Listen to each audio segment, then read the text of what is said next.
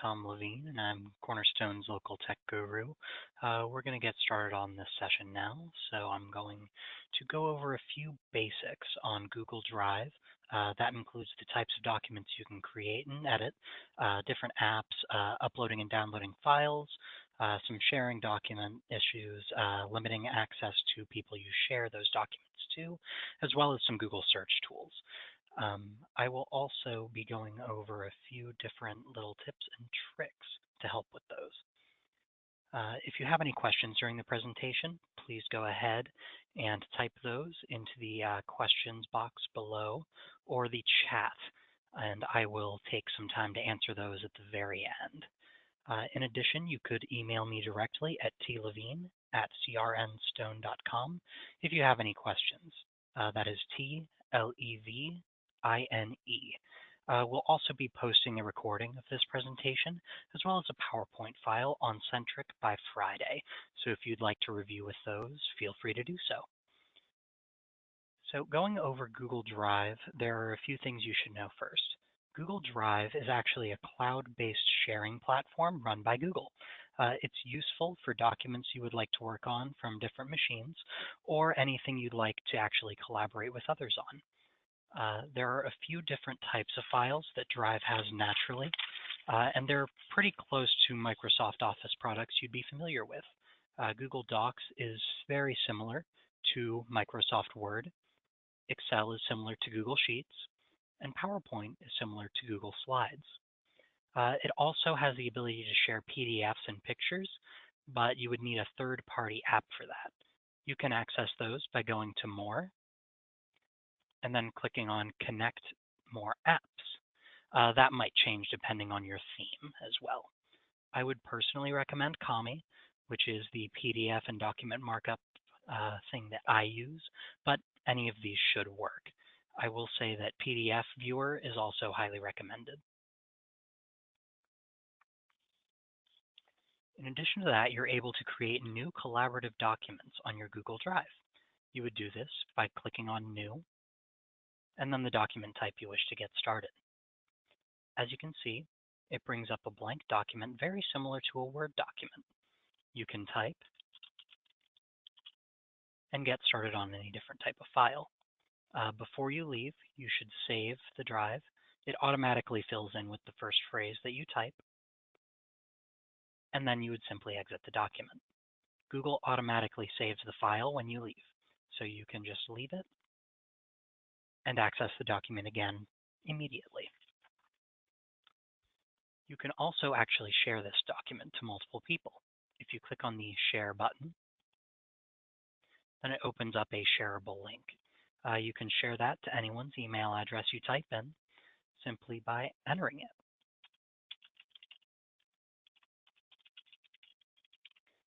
And you can leave a message as well.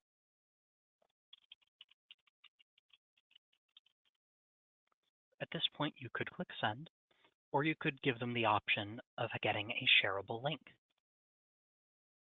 The difference between these two is that with a shareable link, the person you're sending it to can send that link to other people, and they can either view, edit, or comment on the document. If you don't want this option, you can also select Off. But when you're done, you click Send, and that will share the document. You can send an invitation, which means they have to sign in with a Google account, or you can send the link. If you wish to remove someone from a document, you would right-click, go to Share, and then select Advanced.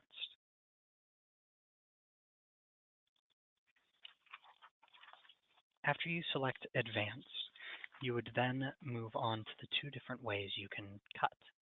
You could either change the link to Off, which would cut anyone you've shared to, or you could select a different person if you shared it without link, and then you would select an X button, which would be over here. That would cut them from the document.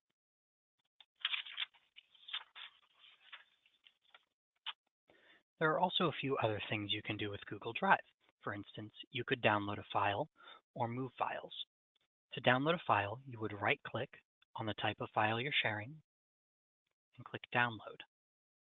This downloads the file into a format very similar. For instance, with a Google Sheet, it would download to a Microsoft Excel file. You would then click Open With and select OK, which will open up your file new. You can then save it as normal through here. You could also actually upload files to share to Google Drive. You would do this by selecting New, File Upload, and then selecting the file you'd like. I'm going to upload the Google Drive presentation for this specific one. Once it's uploaded, as you can see, it uploads it as whatever file you say, be that PowerPoint, Doc, or Excel file. If you open it, it actually displays that as a PDF or a different non-editable version. In order to edit it, you would have to click this button up top that says Open with Google Slides or Open with the Google Excel file or the document. Once it loads, then it will actually present it in the Google Drive format, and it will be actually saved as a separate file on your Google Drive, as you can see. One thing I will mention is that you have to actually download your files and send them via email if you are sharing them with Cornerstone. That's because we don't use any cloud-based servers personally, and that's just to protect our clients' information. If you would like to do so, you're more than welcome to use a cloud-based server such as Google. However, at Cornerstone, we don't do that internally. So you would have to download the file and send it the old-fashioned way through an email.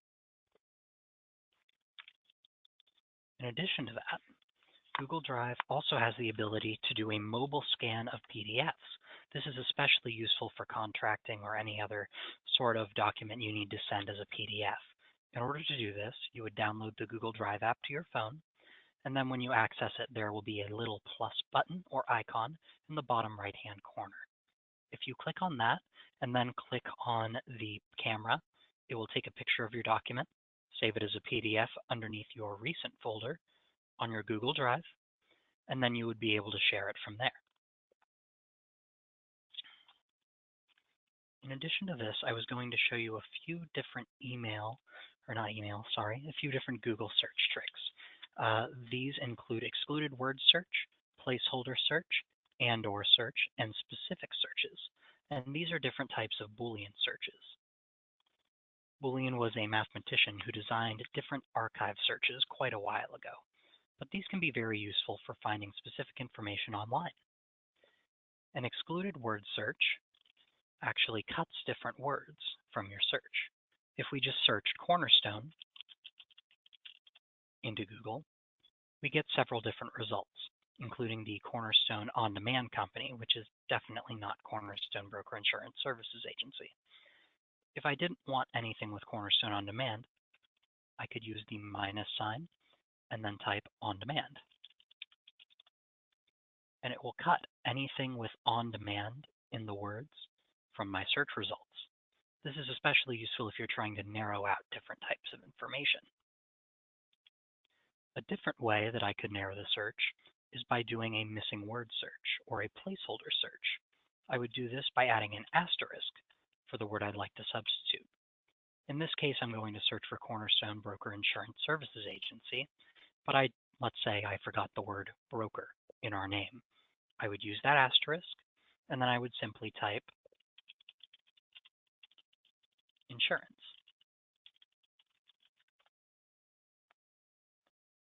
And it will show me Cornerstone Broker Insurance Services Agency in that second box there. It also, however, substituted the word car in there for Cornerstone Car Insurance as an option. That's why you normally would only use this if you're searching for general phrases. Another option is to do an and/or search. And/or searches link different words but do not place them in a certain order. What this means is I could type Cornerstone and broker,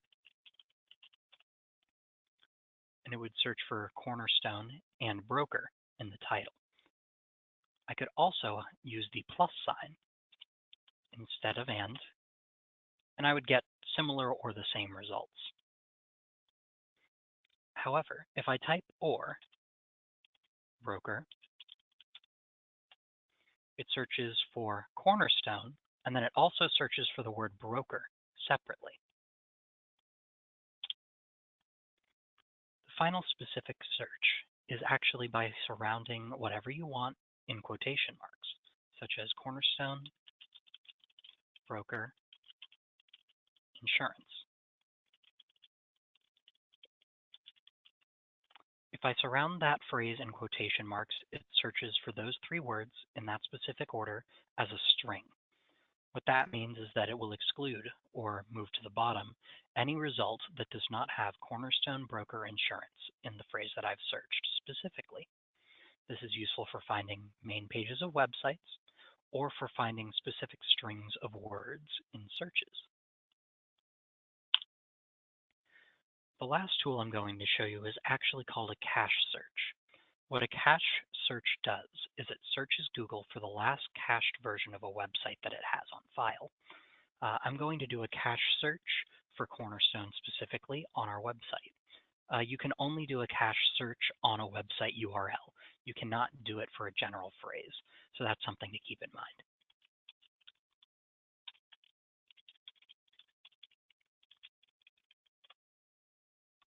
What it will do is it will bring up the last cached version of the website URL you type in. This is the last cached version of Cornerstone's website. As you can see, it was cached yesterday at 10:45 p.m.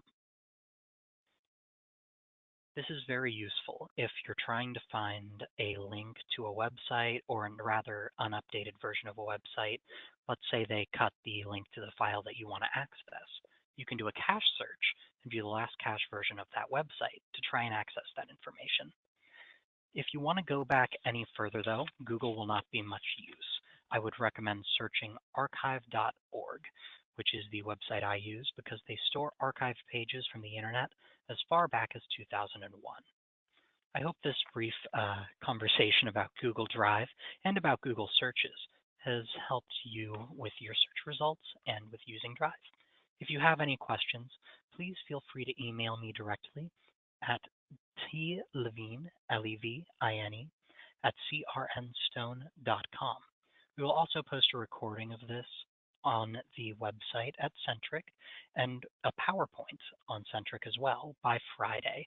I hope this has illuminated you to the usefulness of Google Drive and Google searching, and I hope you have a great day. Thank you for attending.